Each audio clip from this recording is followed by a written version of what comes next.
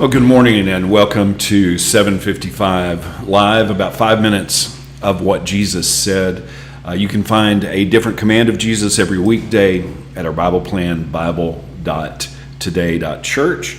And we do these live from Ironworks Coffee Tuesday through Friday. We have a prayer time here from 6 till 8 that everyone is welcome to be a part of. Very informal.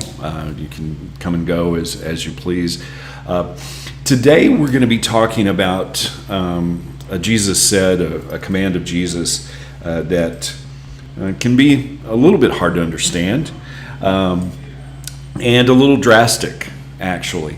These Jesus says take the commands or example or teachings of Jesus and put them in a little soundbite just so that we can more easily understand and work on obeying that, because Jesus said to go make disciples, teaching them to obey all the things that I command. Today's command, don't lust. And this comes from Matthew 5:27 through 30, where Jesus said, "You have heard the commandment that says you must not commit adultery. But I say, anyone who even looks at a woman with lust has already committed adultery with her in his heart." Then he says, "So if your eye, even your good eye," in the original that means your right eye, we'll talk about that in a minute. So if your eye causes you to lust, gouge it out, throw it away. I mean, that's pretty drastic. "For it is better for you to lose one part of your body than for your whole body to be thrown into hell."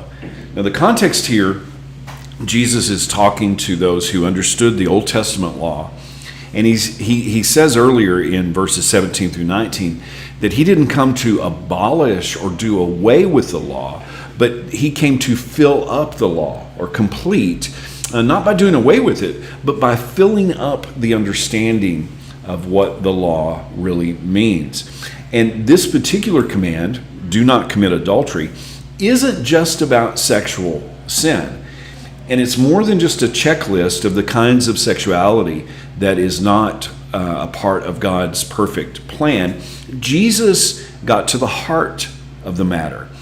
You see, lust is the problem, not just sex. And that word lust literally means to covet, to desire something that is forbidden.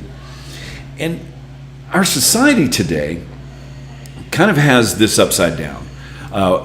We have made it okay to identify ourselves with our desires. And in fact, our desires, who we want to be, our lust, actually has become our identity. But Jesus was telling us that our feelings and our desires are not our identity, that those are temporary. Jesus revealed that denying ourselves is how we experience our real identity, which is who we were created to be, actually like Jesus, with his righteousness, not ours. And our desires, even though sometimes it can seem like a good thing, if our desires seek to attain something that we're not supposed to have, that's just lust. And Jesus said, don't lust. And in fact, he said, even if your right eye, and in the cultural context of the day, your right eye meant your goodness, your strength. It even meant generosity in some ways. And he said, even if what's good is causing you to lust, pluck out your right eye. Paul said in Romans 14:16, "Therefore, do not let your good be evil spoken of." It's about our desires, not just about keeping a checklist of right and wrong. Don't even let your good be evil spoken of. Don't lust. Don't covet things that are not how God intended them. Having the wrong desire is not wrong. Having a wrong thought is not wrong. It's what we do with those feelings and desires. And Jesus said, be very careful. Don't lust.